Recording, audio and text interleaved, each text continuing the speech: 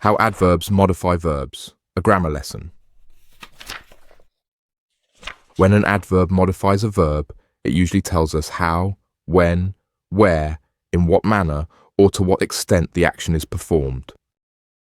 For example, he ran quickly, tells us how he ran.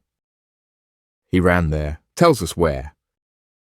He ran naked, tells us in what manner. He ran earlier, tells us when. He ran fastest, tells us to what extent. Let's see some more examples. I'm thoroughly cleaning the windows. This shows how the windows are cleaned. He finally proposed. This shows when he proposed. He'll sleep eventually.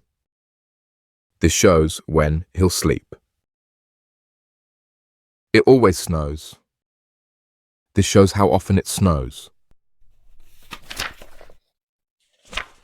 I'm waiting patiently for the bus.